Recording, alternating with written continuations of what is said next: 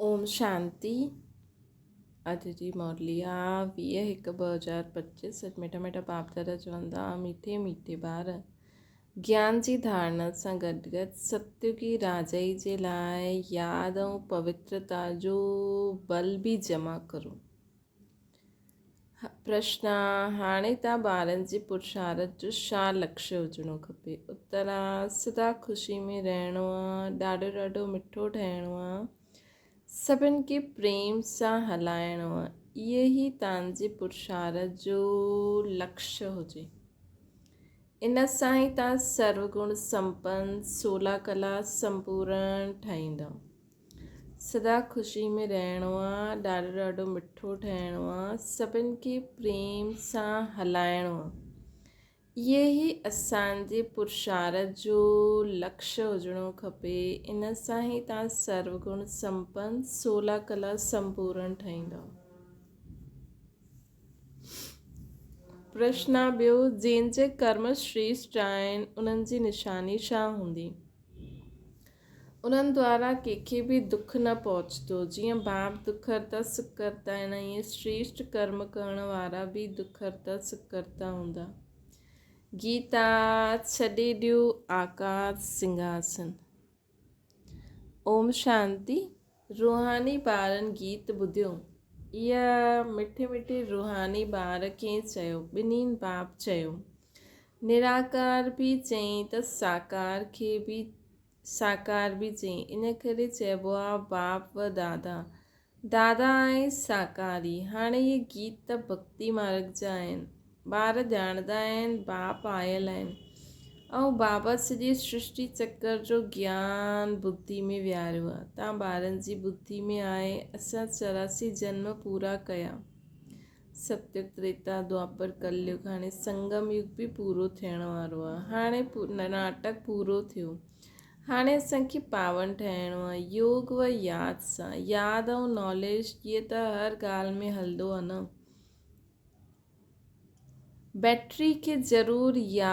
Barrister खे ज़रूरु यादि कंदा, उन सां नॉलेज वठंदा। इन खे योग ऐं नॉलेज जो बल चइबो आहे। हिते त इहा नई ॻाल्हि आहे। हुन योग ऐं ज्ञान सां बल मिलंदो आहे हद जो। हिते योग ऐं ज्ञान सां बल मिलंदो आहे बेहद जो। छो जी सर्वशक्तिवान अथॉरिटी आहे न। बाप चईंदा आहिनि मां ज्ञान जो सागर बि आहियां। तव्हां ॿार हाणे सृष्टि चक्कर खे ॼाणे विया आहियो न। मूल वतन, सूक्ष्म वतन सभु यादि आहे। जो नॉलेज बाप में आहे उहो बि मिली आहे न। त नॉलेज खे धारण करिणो आहे राजाई जे लाइ। बाप ॿारनि खे योग ऐं पवित्रता बि सिखलाईंदा आहिनि। राजाई जे लाइ तव्हां पवित्र बि ठहींदा आहियो। बाबा राजाई बि वठंदा आहिनि। बाप सां राजाई बि वठंदा आहियो। त नॉलेज खे बि धारण करिणो आहे ऐं राजाई जे लाइ बाप ॿारनि खे योग ऐं पवित्रता बि सिखलाईंदा आहिनि। तव्हां पवित्र बि ठहींदा आहियो।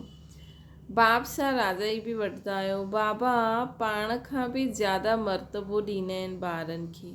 तव्हां 84 जन्म वठंदे वठंदे मर्तबो गवाए छॾियो। ये नॉलेज तव्हां ॿारनि खे हाणे मिली आहे। ऊच ते ऊच ठहिण जी नॉलेज ऊच ते ऊच बाप द्वारा ई मिलंदी आहे। ॿार ॼाणंदा आहिनि हाणे असां जीअं की बाप दादा जे घर में वेठा आहियूं। ये दादा ब्रह्मा मां बि आहे। उहा बाप त अलॻि आहे, बाक़ी इहा मां बि आहे। परंतु इहा मेल जो चोलो हुजण जे कारण पोइ माता मुक़ररु कबी आहे मम्मा खे। इन्हनि खे बि एडॉप्ट कबो आहे। उन्हनि सां पोइ रचना रची आहे न। रचना बि एडॉप्टेड आहे। बाप ॿारनि खे एडॉप्ट कंदा आहिनि वरसो ॾियण लाइ। ब्रह्मा खे बि एडॉप्ट कयो। प्रवेश करिणो आहे व एडॉप्ट करणु ॻाल्हि हिकु ई आहे।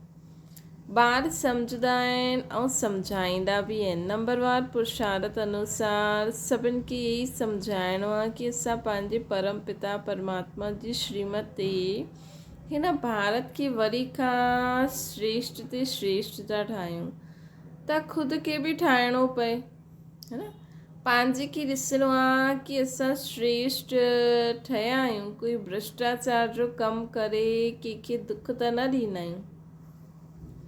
बाप चईंदा आहिनि मां त आयो आहियां ॿारनि खे सुखी ठाहिणु, त तव्हांखे बि सभिनि खे सुख ॾियणो आहे न। बाप कॾहिं कंहिंखे दुख न ॾेई सघंदा आहिनि, उन्हनि जो नाम ई आहे दुखहर्ता सुखहर्ता।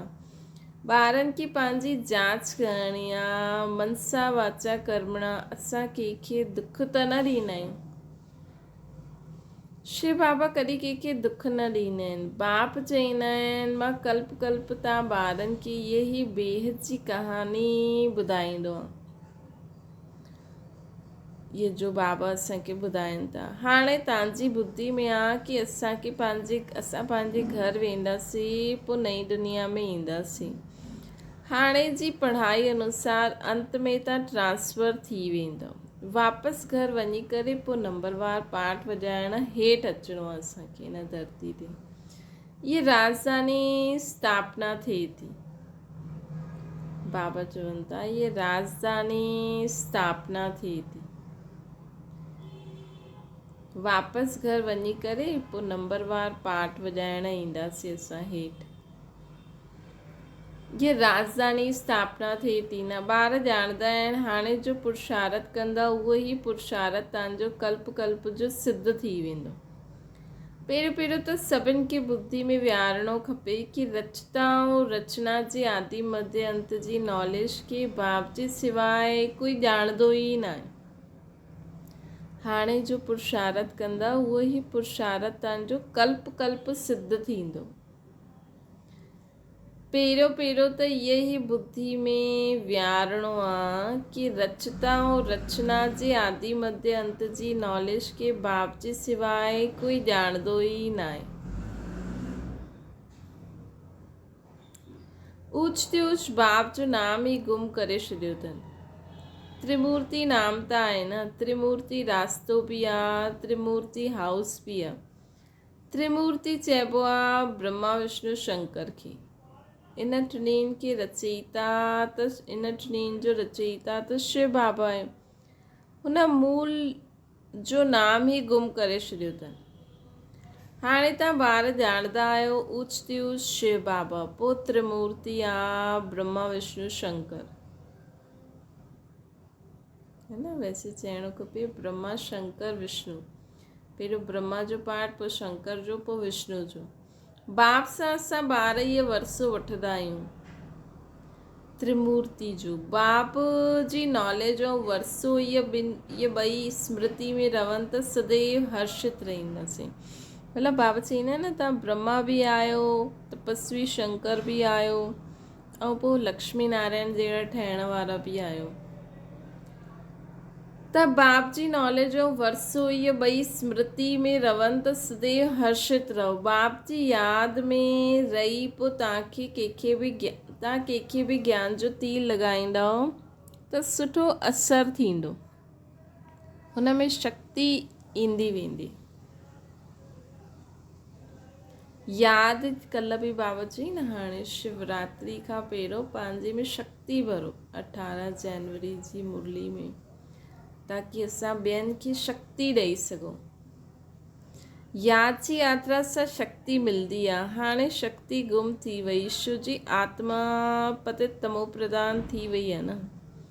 हाणे मूल फ़िक्रात इहे रखणी आहे कि सतो प्रधान ठहिणो आहे असांखे, हिकदमि कंप्लीट अपवित्रता जी अविद्या, कंप्लीट सितारो फ़रिश्तो।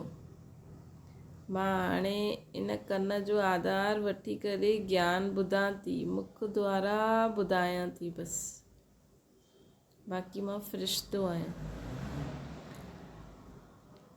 मनमना भव जो अर्थ बि आहे न। गीता जो पढ़ंदा आहिनि उन्हनि सां पुछणो खपे मनमना भव जो अर्थ छा आहे।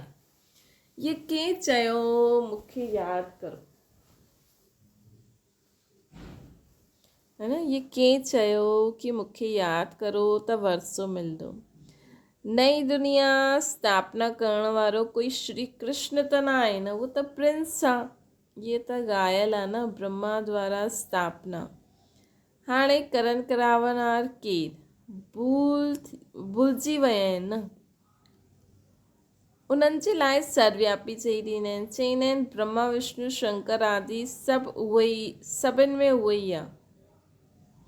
हाणे इनखे चइबो आहे अज्ञान। बाप चईंदा आहिनि तव्हांखे पंज विकार रूपी रावण एतिरो बेसम्झ ठाहियो अथई। तव्हां ॼाणंदा आहियो बराबरि असां ई पहिरियों अहिड़ा हुआसीं। पहिरियों उत्तम खां उत्तम बि असां ई हुआसीं, पोइ नीच किरदे महान पतित बि असां ई ठहिया आहियूं। शास्त्रनि में ॾेखारियो आहे राम मंदिर राम भॻवान बंदरनि जी सेनावती। इहे बि ठीकु आहे। तव्हां ॼाणंदा आहियो असां बराबरि बंदर मिसल हुआसीं। हाणे महसूस त ईंदी आहे न, इहा भ्रष्टाचारी दुनिया आहे। त परमात्मा राम अची करे असां बंदर मिसल आत्माउनि खे पंहिंजी सेना ठातई। हिकु ॿ खे गाली ॾेई कांटो लॻाईंदा रहंदा आहिनि। इहा आहे ई कांटनि जो जंगल। सत्युग आहे फूलनि जो बगीचो। जंगल ॾाढो वॾो हूंदो आहे, गार्डन ॾाढो नंढो हूंदो आहे। गार्डन वॾो हुते न हूंदो आहे, गार्डन वॾो न हूंदो आहे, सॉरी। ॿार सम्झंदा आहिनि इन करे सत्युगी गार्डन नंढो आहे। बराबरि ॿार सम्झंदा आहिनि बराबरि इन समय इहा भारी कांटनि जो जंगल आहे। सत्युग में फूलनि जो बगीचो केतिरो नंढो हूंदो असांजो। ये ॻाल्हियूं तव्हां ॿारनि में बि नंबरवार पुरुषार्थ अनुसार सम्झंदा आहिनि। जंहिंमें ज्ञान ऐं योग न आहे, सर्विस में तत्पर न आहिनि, त पोइ अंदरि में एतिरी ख़ुशी बि न रहंदी आहे, है न। अंदरि में एॾी ख़ुशी बि न रहंदी आहे। दान करण सां मनुष्य खे ख़ुशी थींदी आहे न। अंदरि में एतिरी ख़ुशी बि न थी अगरि कंहिंखे ज्ञान योग न आहे, सर्विस ते न रहनि। दान करण सां मनुष्य खे ख़ुशी थींदी आहे। सम्झंदा आहिनि इन्हनि अॻियां जन्म में दान पुण्य कयो तॾहिं सुठो जन्म मिलियो। कोई भक्त हूंदा आहिनि, सम्झंदा आहिनि असां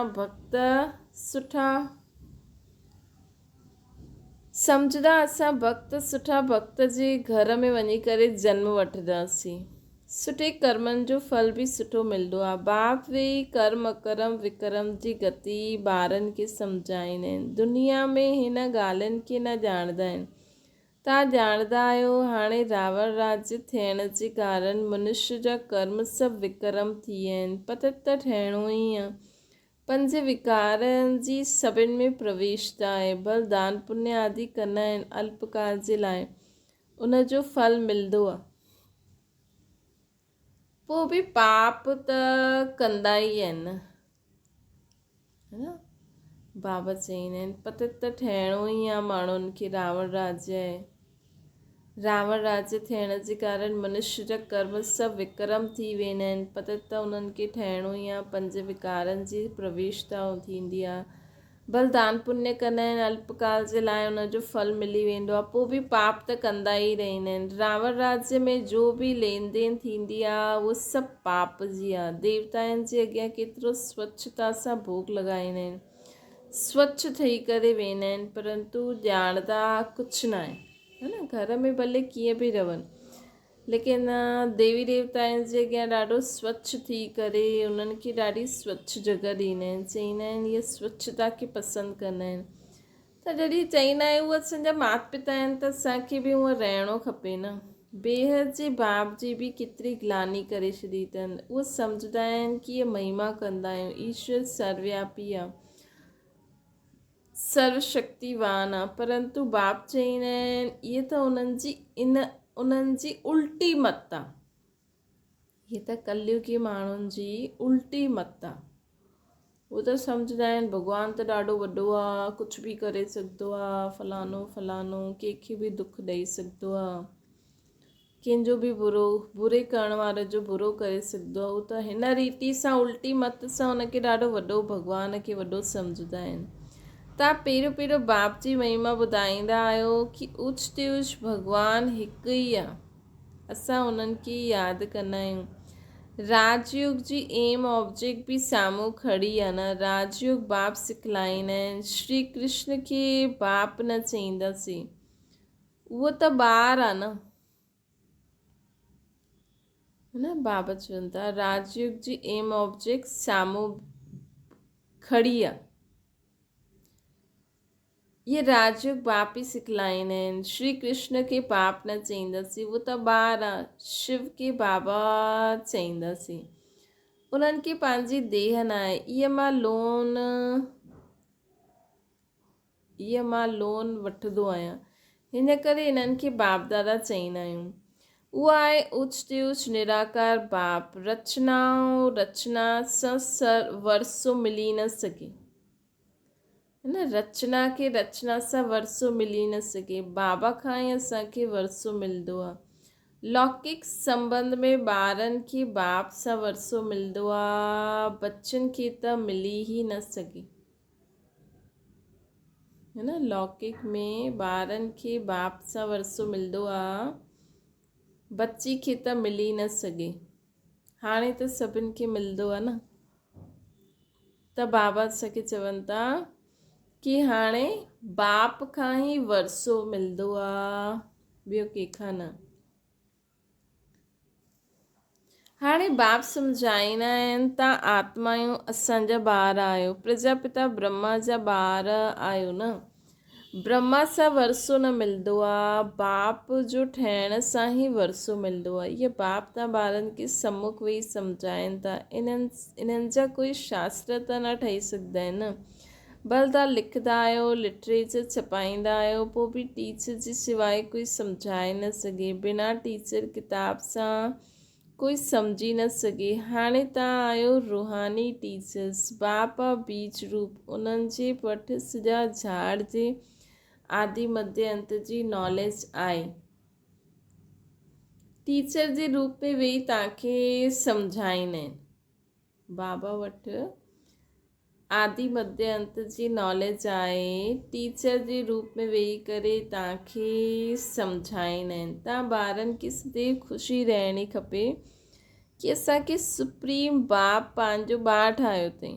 उहो ई असांजो टीचर ठही करे पढ़ाईंदा आहिनि। बाप आहे बीज रूप, उन्हनि वटि सॼे झाड़ जे आदि मध्य अंत जी नॉलेज आहे। टीचर जे रूप में वेही करे असांखे सम्झाईंदा आहिनि। तव्हां ॿारनि खे ॾाढी ख़ुशी हुजणी खपे कि असांखे सुप्रीम बाप पंहिंजो ॿारु ठातो अथई। उहो ई असांखे टीचर ठही करे पढ़ाईंदा आहिनि। सचो सतगुरु बि आहे, साथ में वठी वेंदा आहिनि। सर्व जो सदगति दाता हिकु ई आहे। उच्च उच्च बाप ई आहे जो भारत खे हर 5000 वर्ष खां पोइ वरसो ॾींदा आहिनि। उन्हनि जी शिव जयंती मल्हाईंदा आहियूं। वास्तव में शिव सां गॾु त्रिमूर्ति बि हुजिणो खपे। तव्हां त्रिमूर्ति शिव जयंती मल्हाईंदा आहियो। सिर्फ़ु शिव जयंती मल्हाइण सां कोई ॻाल्हि सिद्ध न थींदी आहे। बाप ईंदा आहिनि ऐं ब्रह्मा जो जन्म थींदो आहे। ॿार ठहिया, ब्रह्मन ठहिया, एम ऑब्जेक्ट साम्हूं खड़ी आहे। बाप ख़ुदि अची करे स्थापना कंदा आहिनि। एम ऑब्जेक्ट बि बिल्कुलु क्लियर आहे। सिर्फ़ु श्री कृष्ण जो नाम विझण सां सॼी गीता जो महत्व हली वियो। इहा बि ड्रामा में नूंद आहे। इहा भूल पोइ बि थियणी आहे। खेल ई आहे सॼो ज्ञान भक्ति जो। बाप चईंदा आहिनि लाडला ॿार सुखधाम शांति धाम खे यादि करो। अलफ़ ऐं बे केतिरो सहज आहे। तव्हां कंहिंखां बि पुछो मनमना भव जो अर्थ छा आहे। ॾिसो छा चईंदा आहिनि। चओ भॻवानु कंहिंखे चइबो आहे। उच ते उच भॻवानु आहे, उनखे सर्वव्यापी थोरी चईंदासीं। उहो त सभिनि जो बाप आहे न। हाणे त्रिमूर्ति शिव जयंती ईंदी आहे। तव्हांखे त्रिमूर्ति शिव जो चित्र कढणो खपे। उच ते उच शिव, पोइ सूक्ष्म वतनवासी ब्रह्मा विष्णु शंकर। उच ते उच शिव बाबा, उहो भारत खे स्वर्ग ठाहींदा आहिनि। उन्हनि जी जयंती तव्हां छो मल्हाईंदा आहियो। ज़रूरु भारत जो वरसो, भारत खे वरसो ॾिनो हुई न बाबा। उन्हनि जो राज्य हुयो। इन में त तव्हांखे आर्य समाज जी बि मदद ॾींदा, छोकी उहे बि शिव खे मञंदा आहिनि। तव्हां पंहिंजो झंडो चढ़ायो। हिकु तरफ़ त्रिमूर्ति गोलो, ॿियो तरफ़ झाड़। तव्हांजो झंडो वास्तव में इहो हुजिणो खपे। ठही त सघंदो आहे न। झंडो चढ़ियल हुजे त सभु ॾिसनि। सॼी सम्झाणी इन में आहे। मतिलबु झंडे में ई चित्र, कल्प वृक्ष ऐं ड्रामा हिन में त बिल्कुलु क्लियर आहे। तव्हांखे सभिनि खे मालूम पइजी वञे कि असांजो धर्म बि कॾहिं ईंदो, आपे ई पंहिंजो पंहिंजो हिसाबु कढंदा। सभिनि खे हिन चकर ऐं झाड़ ते सम्झाइणो आहे क्राइस्ट कॾहिं आयो, एतिरो समय उहा आत्मायूं किथे रहंदियूं आहिनि। ज़रूरु चईंदा निराकारी दुनिया में असां आत्मायूं रूप बदिली करे हिते अची करे साकारी ठहींदा आहियूं। बाप खे बि चईंदा आहिनि न, तव्हां बि रूप बदिली करे साकार में अचो। ईंदा त हिते ई न, सूक्ष्म वतन में त न ईंदा न बाबा। जीअं असां रूप बदिली करे पाठ वॼाईंदा आहियूं, तव्हां बि अचो, पोइ वरी खां अची करे राजयोग सिखलायो। राजयोग आहे ई भारत खे स्वर्ग ठाहिण जो। इहे त ॾाढी सहज ॻाल्हियूं आहिनि। ॿारनि खे शौक़ु खपे, धारणा करे ॿियनि खे कराइणी खपे, उन्हनि जे लाइ लिखा पढ़ी करणी खपे। बाप भारत खे अची करे हेवन ठाहींदा आहिनि। चईंदा बि आहिनि बराबरि क्राइस्ट खां 3000 वर्ष पहिरियों भारत पैराडाइज़ हुयो। हिन करे त्रिमूर्ति शिव जो चित्र सभिनि खे भेजे ॾियणो खपे। त्रिमूर्ति शिव जी स्टैम्प ठाहिणी खपे। इन स्टैम्प ठाहिण वारे जी बि डिपार्टमेंट हूंदी न। दिल्ली में ॾाढा पढ़ा लिखा आहिनि, इहे कमु करे सघंदा आहिनि। तव्हांजो कैपिटल बि दिल्ली ई थियणी आहे। पहिरियों दिल्ली खे परिस्तान चईंदा हुया, हाणे त कब्रिस्तान आहे। त इहे सभु ॻाल्हियूं ॿारनि जी बुद्धि में अचणियूं खपनि। हाणे तव्हांखे सदा ख़ुशी में रहणो आहे, ॾाढो ॾाढो मिठो ठहिणो आहे, सभिनि खे प्रेम सां हलाइणो आहे, सर्वगुण संपन्न 16 कला संपूर्ण ठहिण जो पुरुषार्थ करिणो आहे। तव्हांजी पुरुषार्थ जो इहे लक्ष्य आहे, परंतु हाणे ताईं कोई ठहियो न आहे। हाणे तव्हांजी चढ़ती कला थींदी आहे, धीरे धीरे चढ़ंदा आहियो त बाबा हर प्रकार सां शिव जयंती ते सेवा करण जो इशारो ॾींदा आहिनि न। त बाबा चवनि था झंडे में ई चित्र लॻायो, स्टैम्प ठाहियो।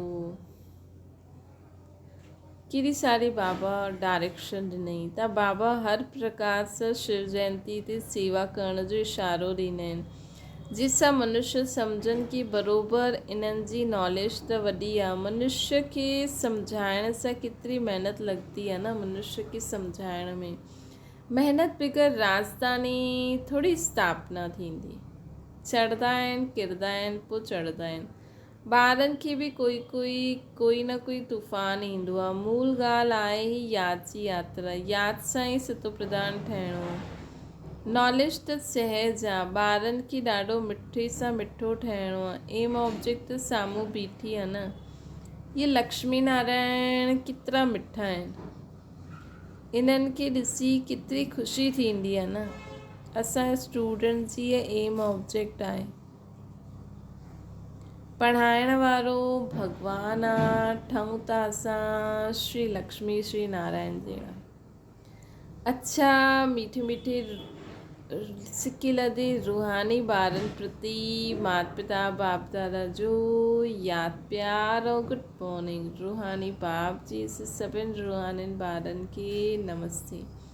असांजी बि रूहानी माता पिता बाप दादा खे यादि प्यार गुड मॉर्निंग ऐं नमस्ते। धारणा जे लाइ मुख्य सार। बाप द्वारा मिली हुई नॉलेज ऐं वर्से की स्मृति में रखी सदा हर्षित रहणो आहे। ज्ञान और योग आहे त सर्विस में तत्पर रहणो। ज्ञान और योग आहे त सर्विस में तत्पर रहणो। ॿियो आहे सुखधाम और शांतिधाम खे यादि करिणो आहे। हिन देवताउनि जहिड़ो मिठो ठहिणो आहे, अपार ख़ुशी में रहणो आहे। रूहानी टीचर ठही ज्ञान जो दान करिणो है न। रूहानी टीचर ठही करे ज्ञान जो दान कंदा रहो। वरदाना देह संबंध ऐं वैभवनि जे बंधन सां स्वतंत्र बाप समान कर्मातीत ठहो, जो निमित्त मात्र डायरेक्शन प्रमाण प्रवृत्ति के संभालते हुए आत्मिक स्वरूप में रहना आहिनि। मोह जे कारण न, उन्हनि खे यदि हाणे हाणे ऑर्डर मिले हली अचो त हली ईंदा। बिगुल बजे ऐं सोचण में ई समय हली वञे तॾहिं बिगुल बजे ऐं सोचण में ई समय न हली वञे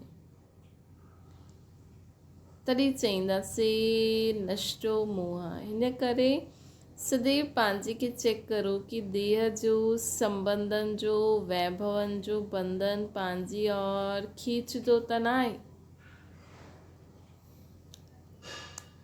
जाते बंधन हूंदो उते आकर्षण हूंदी, लेकिन जो स्वतंत्र आहिनि उहे सिधा बाप समान कर्माती स्थिति जे समीप आहिनि, है न।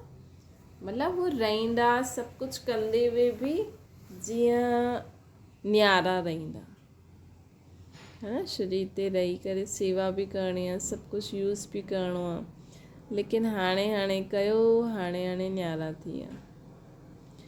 स्लोगन आहे स्नेह सहयोग सां अगरि शक्ति रूप ठहो त राजधानी में नंबर अॻियां मिली वेंदो। स्नेह बि हुजिणो खपे, सहयोग बि हुजणी खपे और शक्ति रूप बि हुजिणो खपे। ईअं न असां स्नेह बि आहियूं सहयोग बि आहियूं त ग़लति माण्हुनि जे सहयोगी ठहूं था, शक्ति रूप नथा ठही सघूं। न, जाते जाते शक्ति रूप ॾेखारिणो आहे उते ठहिणो आहे। मनसा स्लोगन आहे पंहिंजी जेतिरो हाणे तन मन धन समय लॻाईंदा आहियो उन सां मनसा शक्ति द्वारा सेवा करण में ॾाढा थोरो समय में सफलता ज़्यादा मिलंदी। हाणे जो पंहिंजे प्रति कॾहिं कॾहिं महिनत करणी पवंदी आहे, पंहिंजी नेचर खे परिवर्तन करण जी, व संगठन में हलण जी, व सेवा में सफलता कॾहिं कम ॾेखारे में ॾींदी आहे, दिलि शिकस्त जी, ये सभु समाप्त थी वेंदो, है न। अगरि असांजी मनसा पावरफुल हूंदी न त हाणे जो कॾहिं कॾहिं असांखे महिनत लॻंदी आहे पंहिंजे नेचर खे परिवर्तन करण जी, संगठन में हलण जी, सेवा में सफलता जे कारण करे दिलि शिकस्तपन थी वेंदो आहे, इहे सभु समाप्त थी वेंदो। अच्छा, ओम शांति। बाबा की यादि करो।